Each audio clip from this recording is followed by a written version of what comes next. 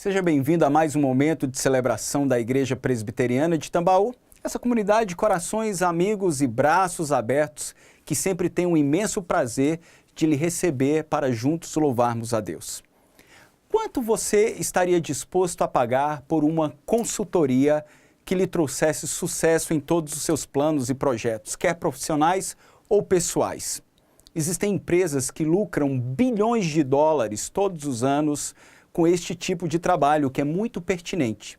Contudo, nós encontramos na Palavra de Deus orientações claras acerca dos nossos projetos e planos, não apenas na nossa espiritualidade, mas em todas as esferas da nossa vida.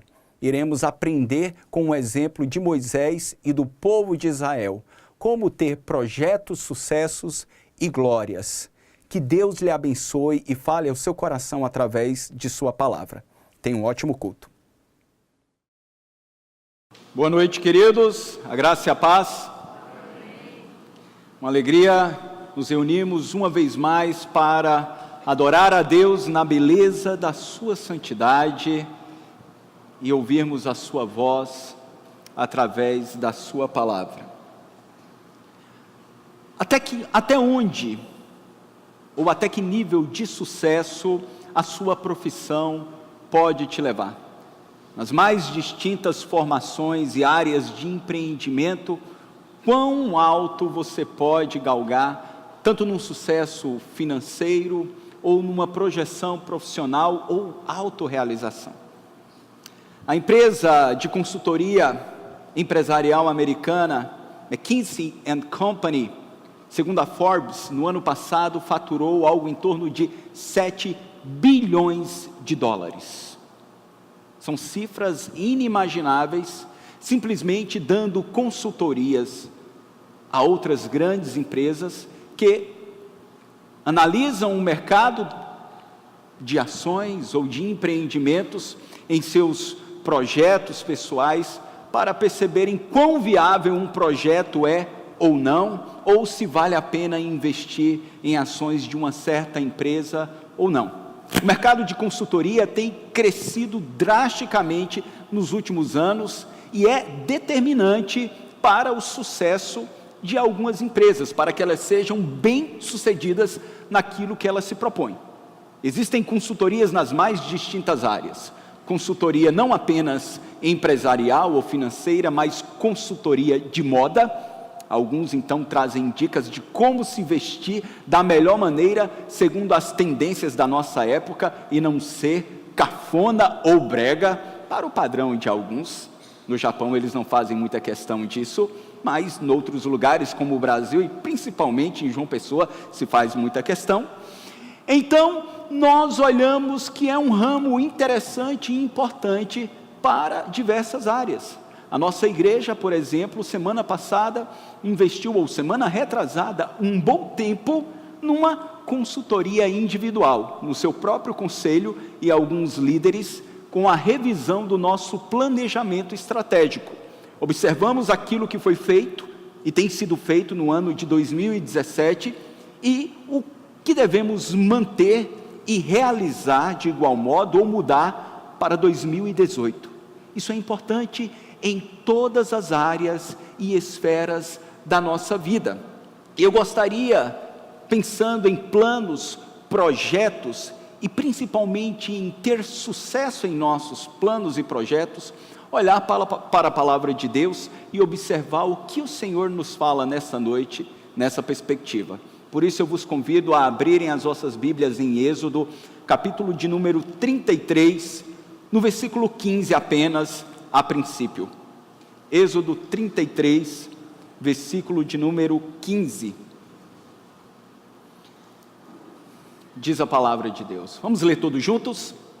Então lhe disse Moisés: se a tua presença não vai comigo, não nos faças subir deste lugar. Feche seus olhos, vamos orar uma vez mais. Pai, nós queremos te adorar pelo privilégio de desfrutarmos da tua presença. Te adoramos, Senhor, por tudo que foi oferecido ao Senhor neste culto. Nesse instante que lemos a tua palavra uma vez mais e que ela será exposta, nós suplicamos por tua iluminação. Apesar de nós e da nossa pecaminosidade, fala-nos com clareza, para que compreendamos, ó Deus, os projetos que devemos elaborar em nossos corações e qual é o teu parâmetro e padrão de sucesso e de glória. Nós suplicamos em nome do teu Filho Jesus Cristo. Amém. Nós nos voltamos uma vez mais para a história do povo de Deus no Antigo Testamento. Eu sempre gosto de relembrar aos irmãos que quando olhamos para o Antigo Testamento e a história do povo de Israel, nós nos identificamos. Ainda que eles viveram numa outra época, com uma outra dinâmica cultural, ou até com uma outra dinâmica de culto e adoração, a maneira como eles agiam e reagiam diante de Deus, tantas vezes nos serve de modelo para não fazermos algumas coisas ou para caminharmos numa direção específica. E olhando para a história deste povo e como Deus os conduz, eu gostaria de olhar sim nessa perspectiva de planos, projetos pessoais e a sede e desejo que todos nós temos de alcançar o sucesso, entendendo o sucesso como ser bem-sucedido e realizado naquilo que nós nos propomos a fazer das nossas vidas, ou tudo aquilo que envolve as nossas vidas. Neste exato momento da história do povo de Israel, eles estavam peregrinando no deserto, como vimos no domingo passado. Foram 40 anos onde o povo esteve ali, sendo provado e moldado pelo Senhor. Os irmãos se lembram muito bem como Deus, com mão forte e gloriosa, os tira do Egito, depois de viverem 4 séculos ali, sendo testemunha do Senhor, e agora estão em direção à terra de Canaã. Eles param diante do Sinai, para ali Deus reafirmar a aliança e o pacto da graça com aquele povo, e dar um código de ética. A lei moral ou o decálogo era uma expressão do próprio caráter de Deus. O povo não adorava a um Deus inanimado ou a um Deus impessoal. O Deus de Israel era um Deus pessoal que revelou o seu caráter, a sua vontade, através da sua lei, dos seus preceitos. Eles poderiam conhecer muito bem quem era o Deus a quem eles adoravam. Não era um mantra ou uma força impessoal, como algumas religiões animistas compreendem as suas divindades. Não, o Deus das Escrituras é um Deus transcendente e um Deus imanente que revela o seu ser e o seu caráter. Só que algo terrível acontece. Enquanto Moisés estava face a face com Deus, numa outra dinâmica, onde a revelação estava sendo dada e construída ainda de modo progressivo, ele estava ali recebendo então parte dessa revelação, o povo se corrompe. É interessante como em alguns momentos, quando a aparente paz se manifesta na história do povo de Deus, o povo relaxa na sua espiritualidade. Eles estavam ali às margens do Sinai, e Moisés se demorou, orando e recebendo do Senhor a sua lei. Eles viram para Arão, aquele que era líder e era porta-voz de Moisés para o povo, e conjecturando o texto, eles disseram: olha, este Moisés que nos tirou do Egito demora e nós não sabemos o que sucedeu com ele. Faze-nos deuses.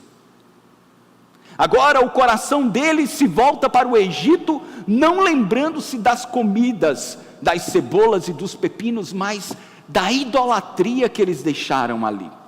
Arão revela toda a sua fraqueza espiritual e fraqueza em liderança, e faz com que o povo retire as argolas de ouro, que era fruto de um presente que Deus dera à nação de Israel.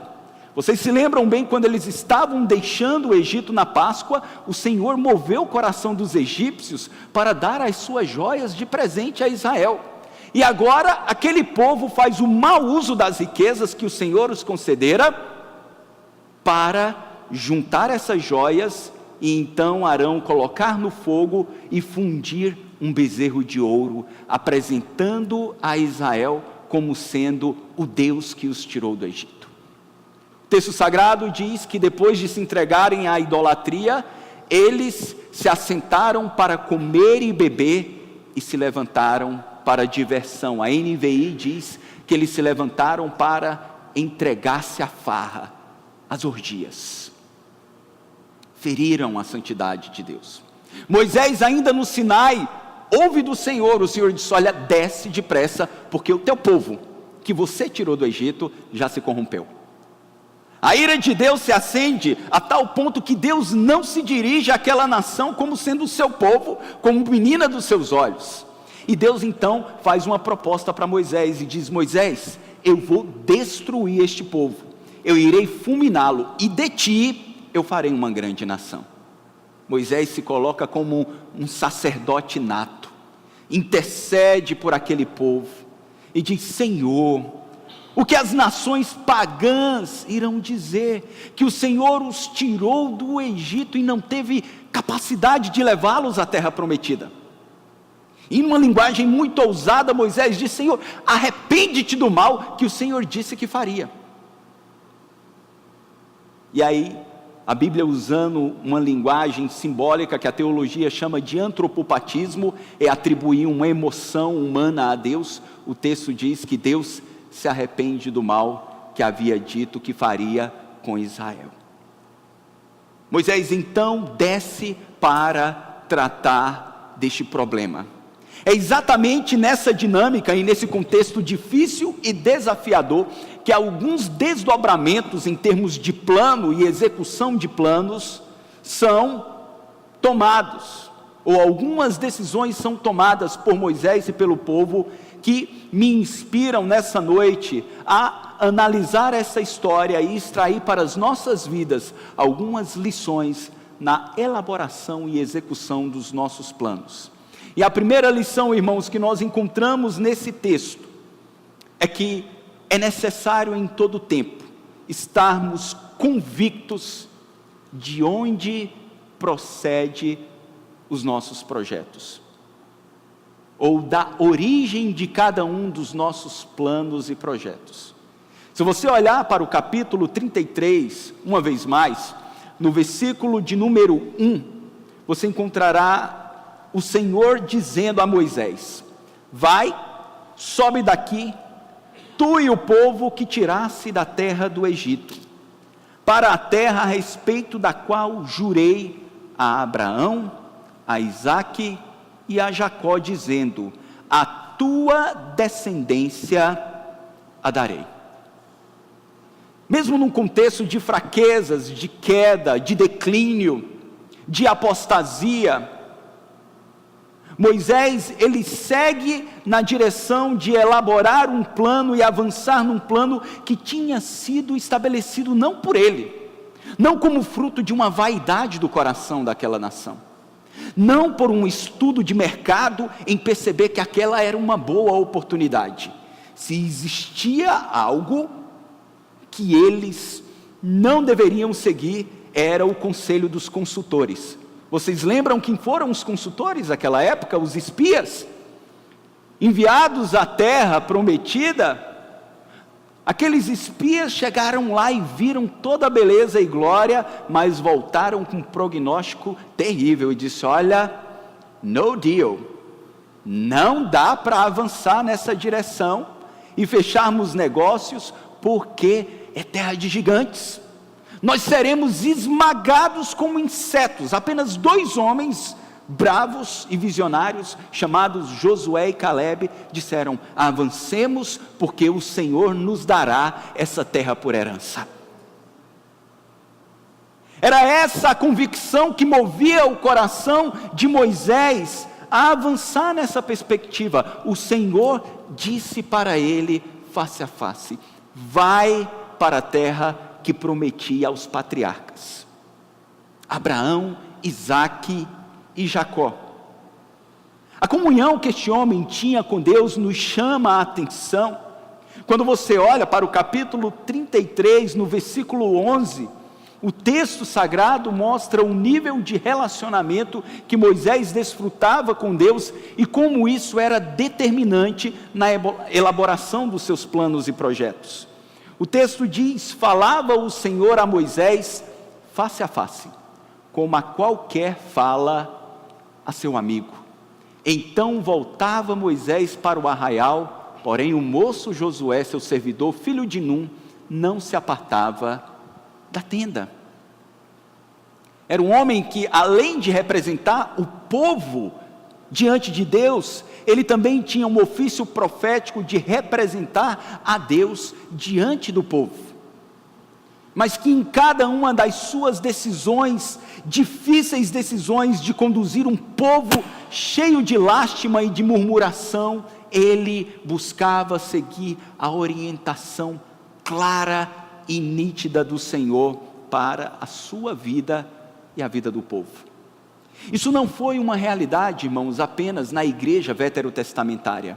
Quando nós vamos ao Novo Testamento, nós percebemos também de um modo muito palpável que cada decisão tomada pela igreja primitiva e pelos seus líderes eram norteadas e direcionadas pelo Senhor.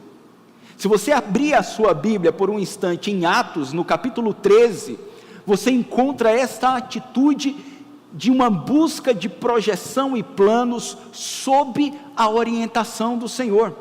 Atos capítulo de número 13, a partir do versículo 1, vejamos o que diz a palavra do Senhor. Atos 13, 1. Havia na igreja de Antioquia profetas e mestres: Barnabé, Simeão por sobrenome Níger, Lúcio de Cirene, Manaém, Colasso de Hebreus, o tetrarca e Saulo. Verso 2: e servindo eles ao Senhor e jejuando, disse o Espírito Santo: separai-me agora Barnabé e Saulo para a obra que os tenho chamado. E então, jejuando e orando e impondo sobre eles as mãos, os despediram. É maravilhoso, irmãos, que o primeiro investimento missionário por parte da igreja primitiva, da primeira igreja gentílica, a igreja em Antioquia, foi realizado sobre nítida, clara e indiscutível orientação do Senhor. Todos eram homens consagrados, mas Deus tinha uma vontade e um plano específico para aquela missão, para dois homens. Estes homens não fora Simeão, chamado Níger, nem Lúcio de Cirene. Esses dois homens eram Paulo e Barnabé. Foram os homens escolhidos pelo Senhor para aquela tarefa. Da mesma forma que Paulo estava em uma das suas viagens e o Espírito de Deus ministra ao seu coração para que ele mude de direção e passe a Macedônia. E chegando ali, a igreja em Filipos nasce para a glória de Deus. Talvez você me pergunte: pastor, como isso se dá em nossas vidas hoje? Como eu irei elaborar os meus planos neste momento onde no final de ano nós já começamos a pensar em 2018, quais mudanças eu irei realizar, quais ajustes, o que é conveniente fazer ou não, naquilo que nós pensamos como vontade soberana de Deus e não como vontade preceptiva de preceitos, mas decisões sérias que você precisa tomar, que irá lhe atingir diretamente os seus filhos, a dinâmica da sua vida como um todo. Se nós não temos mais um encontro no Monte Horebe, face a face com Deus, como nós podemos ter convicção de que as minhas decisões, ou as nossas decisões individuais, elas de fato são norteadas pelo Senhor?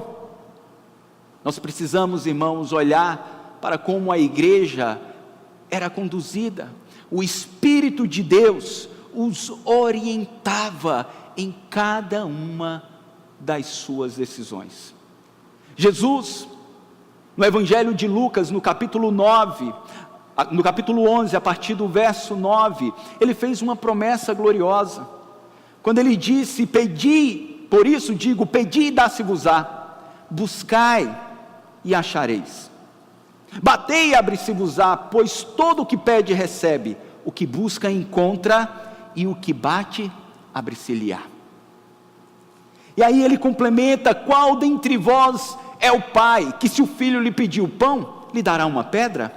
Ou pedir um peixe, lhe dará em lugar do peixe uma cobra? Ou se lhe pedir um ovo, lhe dará um escorpião? Ora, se vós que sois maus, sabeis dar boas dádivas aos vossos filhos, quanto mais o vosso Pai Celestial dará o Espírito Santo àquele que lhe o pedir. O Senhor fez essa promessa. E quando olhamos para o Evangelho de João, no capítulo 16, ele está se despedindo dos seus discípulos, ele fala: eu vou para junto do Pai, mas vos enviarei o Paráclitos, o Consolador. Ele estará com vocês todos os dias. E o Espírito da verdade vos guiará em toda a verdade. E aí descobrimos algo muito importante na elaboração dos nossos planos e projetos individuais. Ao sermos regenerados, de acordo com a Escritura, esta promessa que o Senhor fez aos seus filhos, já se cumpriu em nossas vidas. Cada um de nós recebeu o Espírito de Deus, que habita em nossos corações e em nossas vidas. Diferente do que alguns irmãos acreditam, que o batismo com o Espírito Santo é uma segunda bênção após a conversão, nós não cremos assim. Cremos que o Espírito de Deus batiza os verdadeiros cristãos na regeneração, vos concedendo nova vida espiritual, e além de nova vida, irmãos, orientação. Essa orientação nos é dada na verdade, na palavra, como o próprio salmista declarou no Salmo de número 119, nos versos 104 e 105, se você puder abrir, Salmo 119, versos 104 e 105. O salmista diz: por meio dos teus preceitos consigo entendimento, por isso detesto todo caminho de falsidade. Juntos, lâmpada para os meus pés é a tua palavra e luz para os meus caminhos. A fé reformada, irmãos, compreende que a orientação de Deus na elaboração e execução dos planos e projetos se dá através das Escrituras Sagradas, quando o Espírito de Deus inclina os nossos corações a tudo aquilo que Deus fala em sua palavra, e os nossos planos e projetos começam a andar em consonância, eles começam a se afinar com o que a Bíblia diz. Não é uma revelação mística através de um profeta que irá trazer uma predição sobre o que você projetará para o ano que vem. Também não é através de uma revelação mística, onde muitos faziam isso no início da minha conversão, fechar a Bíblia e abrir e buscar uma revelação num verso. Não. Há quem diga que em certo momento, um cristão desesperado abriu e disse: o que eu devo fazer? E quando abriu, estava o texto de Judas, e Judas foi e se enforcou. Ele então disse: Senhor, eu não estou entendendo nada, fala comigo de novo. E ele abre em Lucas 10, na parábola do bom samaritano, e lê só o último versículo: vai tu e faz o mesmo. Ou seja, irmãos, não é esse tipo de orientação que o Espírito nos traz na Escritura, versos fora do seu contexto, para serem aplicados mágica e misticamente em nossas vidas. Não! É colocarmos os nossos planos, sonhos e projetos sob o crivo da palavra de Deus, e guiados pelo Espírito Santo, sermos conduzidos a esta vontade soberana, aonde Deus irá afinar aquilo que desejamos para o futuro com aquilo que Ele projetou para as nossas vidas. Moisés tinha essa convicção, mas ele toma uma outra direção também, na elaboração e execução dos seus planos. Nós percebemos que Moisés busca se certificar de que o relacionamento dele e da nação com Deus era a prioridade absoluta. E assim nós precisamos, em cada momento que vamos projetar algo, analisar as nossas vidas e escolhas, pensarmos se o nosso relacionamento com Deus ainda está no topo da lista de prioridades ou de planos. Se você analisar os versos 2 e 3, voltando agora para Deuteronômio capítulo 33, veja algo muito interessante que aconteceu na dinâmica de pecado deste povo e que o Senhor então traz uma palavra para eles. Depois de dizer que eles deveriam ir em direção à terra, no verso 2 o Senhor diz: enviarei o anjo adiante de ti, lançarei fora os cananeus, os amorreus, os heteus, os fariseus, os heveus e os jebuseus. Sobe para uma terra que mana leite e mel. Eu não subirei no meio de ti, porque és povo de dura cerviz, para que te não consuma eu no caminho. Percebam, aqui algo estarrecedor acontece. O Senhor disse: eu prometi a terra aos patriarcas, podem ir, eu vos darei essa terra, eu enviarei, artigo definido, o anjo. Não era um anjo, essa é uma menção ao próprio Cristo, é o que a teologia chama de cristofania, o Cristo pré-encarnado se manifestando no Antigo Testamento. Ele diz: eu enviarei o anjo, e ele vos dará, ele tirará da terra os povos pagãos, e vocês irão possuir. Se é a terra que vocês querem, eu darei. Se é prosperidade financeira que vocês desejam, vocês terão. Se é sucesso, meramente o sucesso numa perspectiva humana que vocês tanto sonham, vocês receberão. Mas saibam, a minha presença não estará com vocês. Existem 3 maneiras de Deus manifestar a sua presença, segundo a teologia: para sustentar, onde Ele está em todo o universo; para punir, onde Ele está no inferno; e para abençoar. É dessa maneira que nós falamos que Deus está presente aqui no nosso meio, nessa noite, com a sua presença abençoadora. Deus está dizendo àquela nação: vocês terão prosperidade, mas a minha presença abençoadora vocês não terão mais. Isso nos ensina, irmãos, que nem sempre que as coisas estão dando certo em nossas vidas é sinônimo de que nós estamos bem com Deus.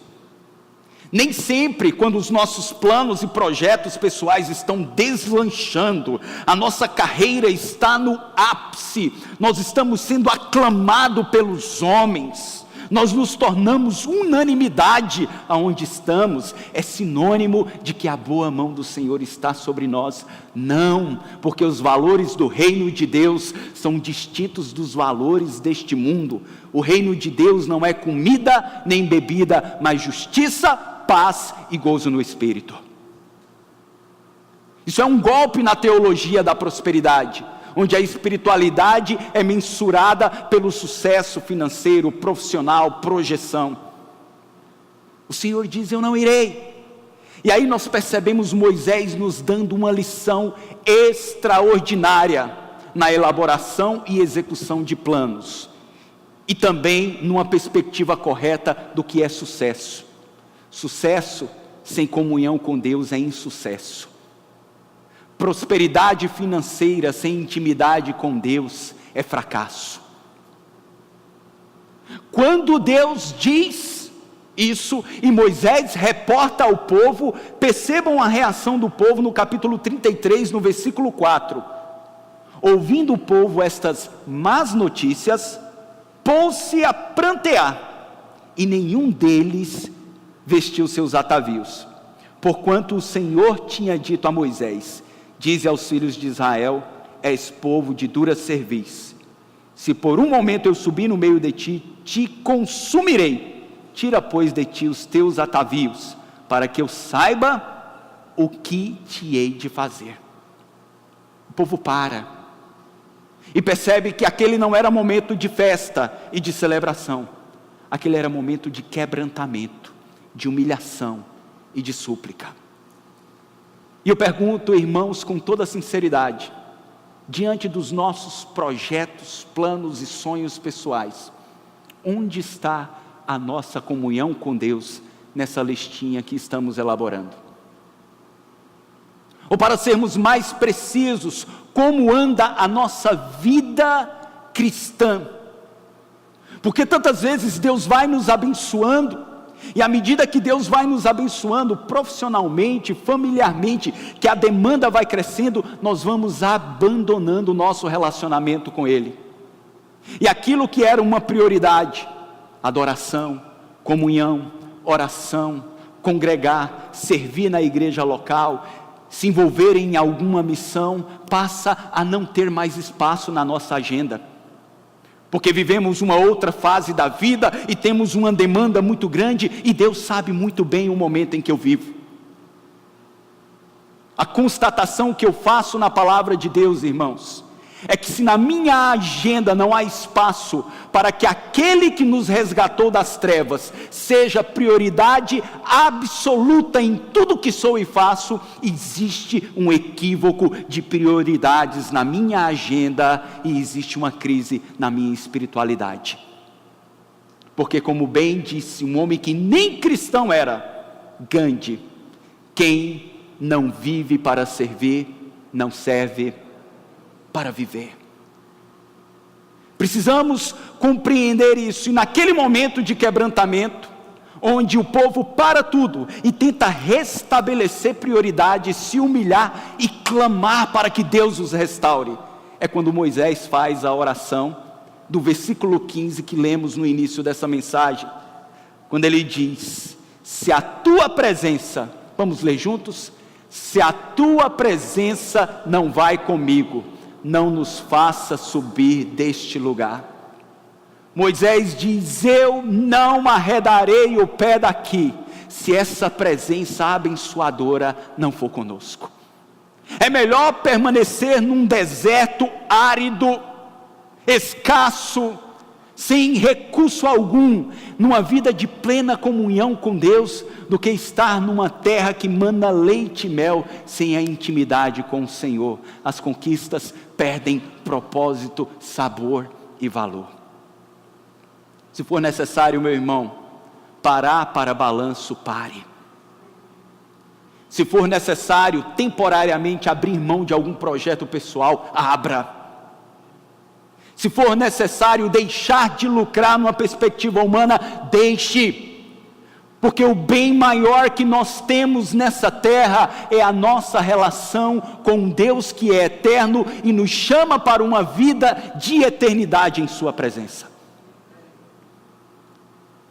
E aí, irmãos, uma terceira e última lição que nós aprendemos através da vida deste homem e deste povo na elaboração e execução de planos e projetos. Nós aprendemos que devemos ambicionar a glória de Deus sobre todas as coisas. Além de estarmos certos de que os nossos planos são norteados pelo Senhor, além de percebermos e fazermos da nossa vida espiritual uma prioridade, devemos ser ousados, ambicionar a glória de Deus. Quando nós vamos lendo a narrativa, você vai observar que no capítulo 33, o Senhor deixa de exercer ira, passa a manifestar misericórdia e diz: Moisés, tudo bem, a minha presença irá com vocês. A minha presença abençoadora estará no vosso meio. Ele disse isso no versículo 16, não é? Moisés fala: porque como se há de saber que achamos graça aos teus olhos, eu e o teu povo? Não é porventura em andares conosco, de maneira que somos separados, eu e o teu povo, de todos os povos da terra. Moisés está jubiloso e dizendo: Senhor, o que nos torna diferentes de todos esses que estão aí fora é essa presença abençoadora. Não cristãos, eles estudam como nós estudamos, eles trabalham todos os dias, eles levam seus filhos na escola, eles participam da programação infantil, eles fazem tudo aquilo que nós fazemos na nossa vida ordinária e cotidiana. O que é que nos torna diferente deles? É exclusivamente a presença abençoadora e a comunhão com Deus em cada ato realizado. Mas Moisés vai para além disso e ambiciona como projeto macro, mais da glória de Deus sobre a sua vida. Veja a petição que ele faz no versículo de número 17 e 18. Disse o Senhor a Moisés: farei também isso que disseste, porque achaste graça aos meus olhos, e eu te conheço pelo teu nome. Então ele disse: rogo-te que me mostres a tua glória. Respondeu-lhe: farei passar toda a minha bondade diante de ti, e te proclamarei o nome do Senhor. Terei misericórdia de quem eu tiver misericórdia, e me compadecerei de quem eu me compadecer. Moisés poderia se dar por satisfeito. Agora que o Senhor os perdoara, agora que a espiritualidade da nação estava restaurada, era simplesmente marchar rumo à terra de Canaã e desfrutar das benevolências do Senhor. Ele diz: não, Senhor, eu quero mais, eu quero ver a tua glória. No original hebraico, kadob, que significa esplendor, ou literalmente falando, peso. O peso da presença do Senhor Deus de Israel. A expressão máxima da presença abençoadora. O que ele queria era a plenitude de Deus diante dele. E se você olha para a continuação do texto, no verso 20, o Senhor diz: Moisés, isso não é possível. Isso não é possível, porque ninguém me poderá ver a face, porquanto homem nenhum verá a minha face e viverá. Moisés, a minha glória é muito mais excelente e suprema do que qualquer homem possa suportar. E aí é tão interessante como nós encontramos algumas igrejas cantando de modo banal e reverente: eu vejo a glória do Senhor hoje aqui. Nem Moisés viu, irmãos. Nem Moisés, porque este Deus que criou este universo de dimensões inimagináveis, não há nenhum ser vivo neste universo que possa suportar todo o peso de sua presença e de sua gloriosa face.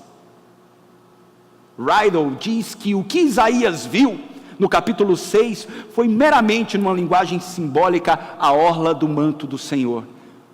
Porque se ele tivesse visto a face gloriosa, ou a expressão, isso é uma linguagem simbólica, porque Deus é espírito, ele não tem corpo.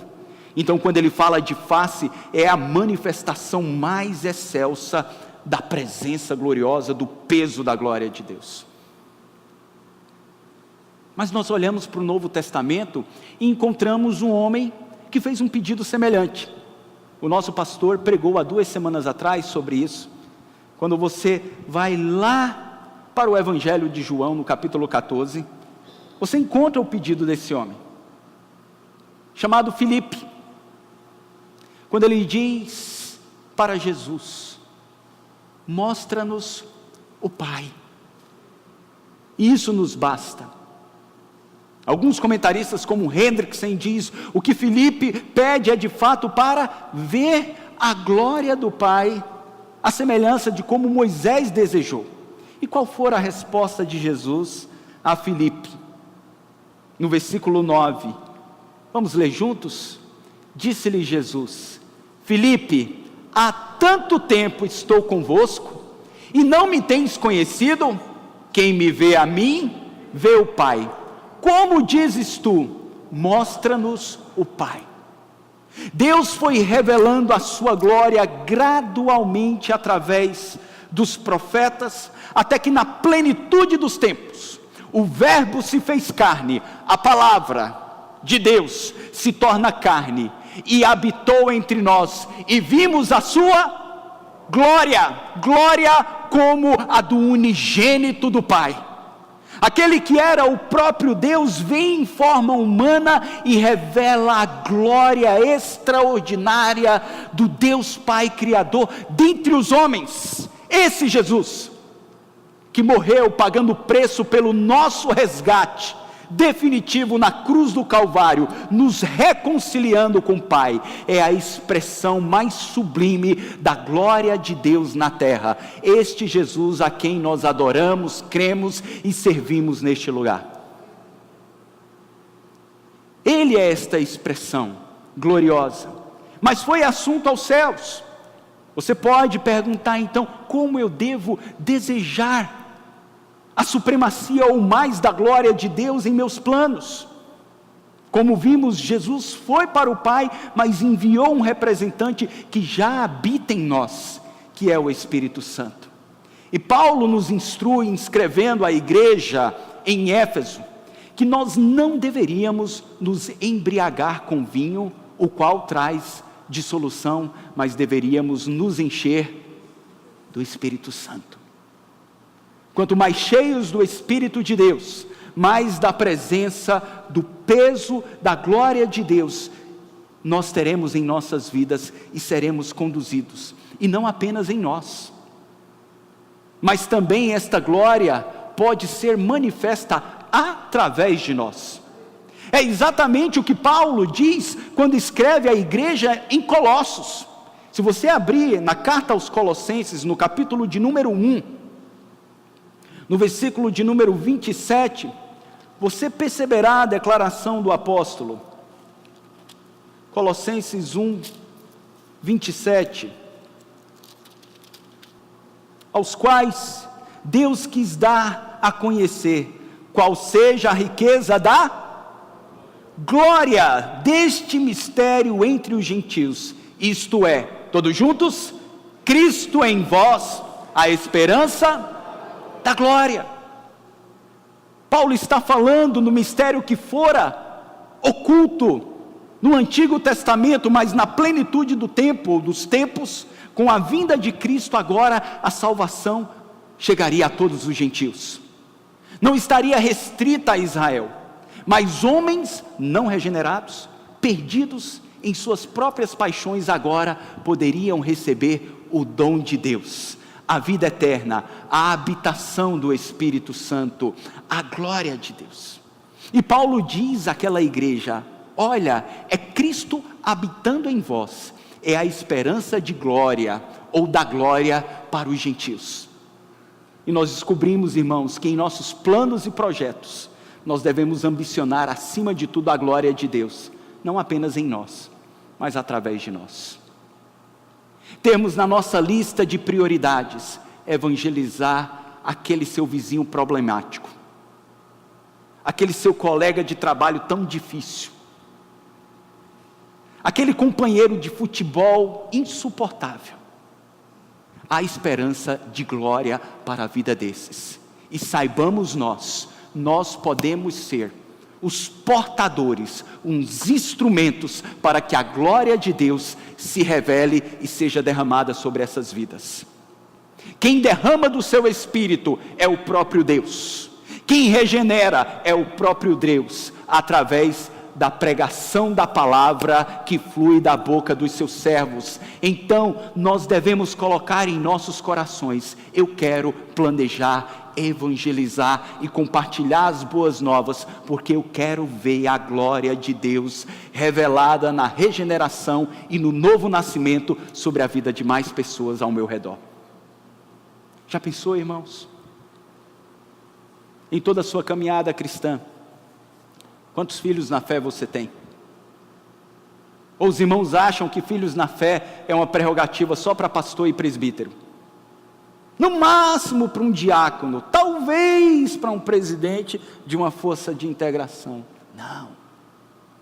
A ordenança máxima do Senhor foi: ide e fazei discípulos de todas as nações. E esta palavra, este projeto foi para você, meu irmão. Foi para todo e qualquer discípulo.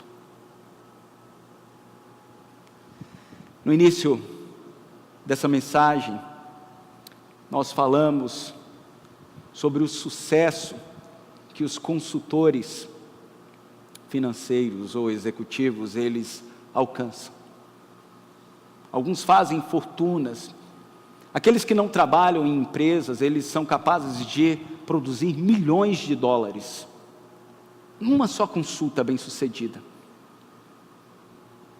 Mas esses milhões de dólares estão dentre aqueles que o Senhor Jesus disse que a traça consome e a ferrugem corrói. Há uma glória que está para além das conquistas nessa terra, que nos está reservada. E é a que Pedro diz, escrevendo aos presbíteros. Quando lá no capítulo de número 5, no versículo de número 4, ele diz: ora, logo o Supremo Pastor, que o Supremo Pastor se manifestar. Vamos ler juntos? Recebereis a inacessível coroa da glória. Inacessível é algo impossível de se corromper. Há uma glória, um esplendor, uma presença extraordinária que Deus manifestará sobre as nossas vidas, no novo céus e nova terra. E é nessa perspectiva que Paulo diz: nem olhos viram, nem ouvidos ouviram, nem jamais penetrou em coração humano o que Deus tem preparado para aqueles que o amam. E eu digo para os irmãos: eu quero esta glória sobre a minha vida. Nós queremos. Eu gostaria de orar com você. Nós estamos no final do ano.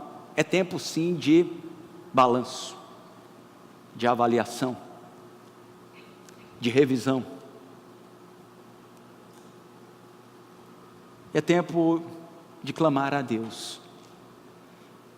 E como falamos hoje pela manhã, fazermos um autoexame dos nossos projetos, sim. O que nos move nessa direção? O sucesso pelo sucesso? A glória pela glória humana? Ou o sucesso em todas essas áreas tem a motivação de tornar Deus engrandecido? Quer como médico, quer como dentista, quer como comerciante, como um vendedor, como um feirante ou qualquer área. Tudo isso deve ser movido em busca da glória e da honra do Senhor. Israel conquistou a terra que o Senhor prometera, mas essa terra fazia parte de um plano maior e de uma terra eterna.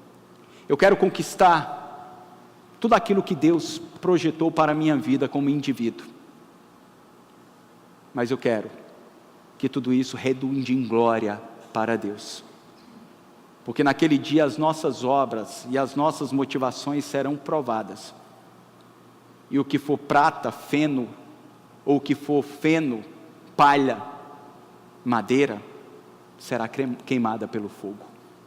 O dia do juízo consumirá. Mas o que existir de nobreza sobre os nossos projetos, que Paulo fala figuradamente, no capítulo 3 de 1 Coríntios, que for prata e ouro, será purificada. Feche seus olhos, peça ao Senhor: guia-me, Senhor, guia-nos, Senhor, guia-nos nos nossos planos, não apenas naqueles que tocam de um modo mais direto a nossa espiritualidade, como onde devemos congregar, qual ministério nós devemos servir, mas guia-nos, Senhor, em todo e qualquer plano. Na certeza de que tudo que somos e fazemos e existimos, nós somos, fazemos para o louvor da Tua glória. Dá-nos orientação, Senhor. Guia-nos na Tua verdade. Que as nossas motivações, elas sejam provadas, Senhor, pelo Teu Espírito na Tua palavra. Purifica cada uma delas, Senhor.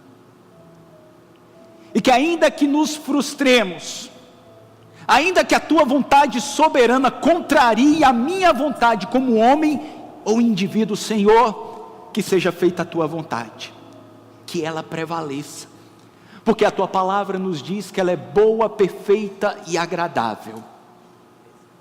Ajuda-nos, Senhor, se percebemos que em algum momento abandonamos a comunhão contigo, a pararmos qualquer projeto, por maior ou por mais promissor que ele seja, e cuidarmos da nossa comunhão contigo. Como Moisés orou, nós suplicamos: se a Tua presença, Senhor, não for conosco, não nos permita ir a lugar algum. E acima de tudo, Senhor, gere em nossos corações amor, paixão por Tua glória. Por esta glória que nos foi revelada em Cristo Jesus, o nosso Redentor. Por esta glória que é crescente através da habitação do Teu Espírito e através da salvação dos perdidos. Dá-nos, Senhor, amor pelos que perecem e ajuda-nos a ver a Tua salvação, a glória do Senhor se manifestando com regeneração sobre a vida destes. E que os nossos olhos estejam firmados na glória eterna, inacessível, imaculada, perfeita. Nós Te adoramos, Senhor, e Te pedimos em nome do nosso Redentor Jesus Cristo. Amém. É sempre importante lembrarmos que Deus, Ele tem uma vontade específica para todos os desdobramentos dos nossos planos e projetos. Que sempre oremos por orientação, que se necessário for, possamos parar e rearranjar algumas questões na nossa vida e termos uma ambição suprema pela glória de Deus.